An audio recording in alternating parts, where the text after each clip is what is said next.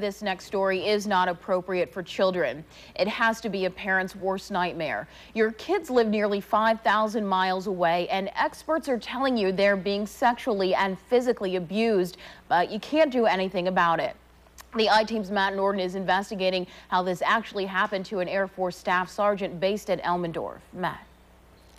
Reagan, I've interviewed experts who've talked with these kids, and they believe that these children are being tormented, and yet it seems they can't get anybody in power to do anything about it. They look like the perfect family. An Air Force staff sergeant enjoying one of the last sunny days of summer with his family on base at Elmendorf. But his thoughts are back in Florida with his other children from a previous marriage. You see, when his 5-year-old daughter and 6-year-old son came to visit in June, they told their dad they had a secret. Suspecting abuse, he took them to Alaska Cares, a clinic run by Providence Hospital with experts on child abuse. They did a vaginal exam on his daughter.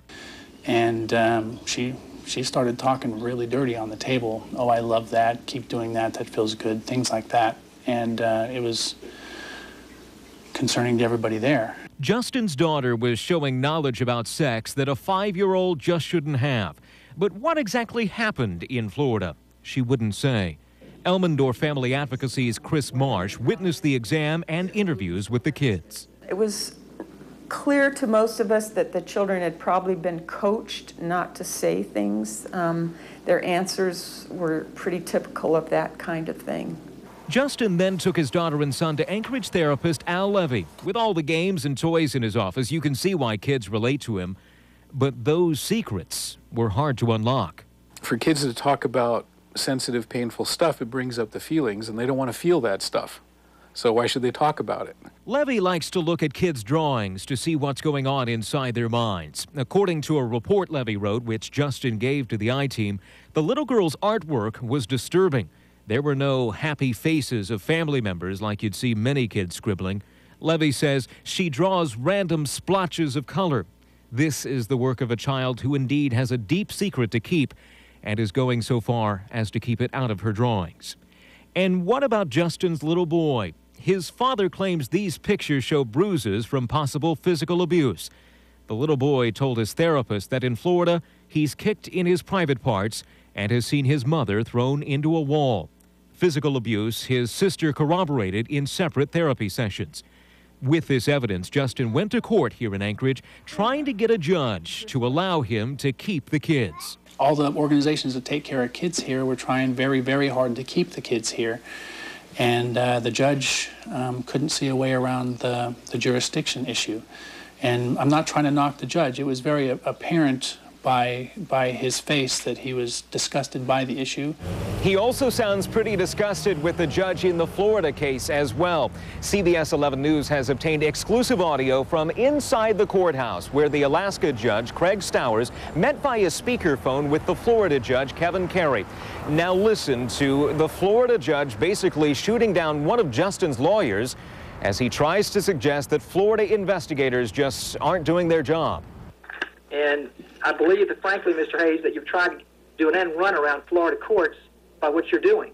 No, this issue, I'm not asking you to respond, sir. And these issues need to be dealt with in Florida. The Alaska judge was appalled. Were I to hear the kind of comments that I've heard today from a judge in Alaska court, I would notify our presiding judge to have the presiding judge review that. Still, Judge Stowers said he felt he had to send the children back to Florida. It was time for Justin to break the news to his kids. Did they ask why they had to go back? No, I think because I sat right where you're sitting, and I told them that I had to go back, and I was crying anyway. So I don't think, I think they were probably more concerned about me at that point because I don't cry that much. So. The child abuse experts working on the case were devastated. And you have to wonder what kind of future Justin's kids face. I don't want to speculate on that. I don't. I'm still hoping that an investigation will take place and that the truth will come out, whatever it is, and I'm hoping that these kids will be safe. Right now, they're back at their mother's house in Florida. Justin says he hasn't been allowed to speak with them.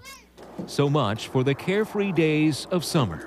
I'm hitting a brick wall. You know, all my legal options are dwindling to nothing, and I need help. I can't protect these kids on my own. And at such a young age, they can't protect themselves. You may be wondering why Justin followed the court order to return the kids to Florida. Well, he says he had no choice, and the children's therapist agrees. Al Levy says Justin doesn't have the money to go on the run and would likely be charged with desertion from the military.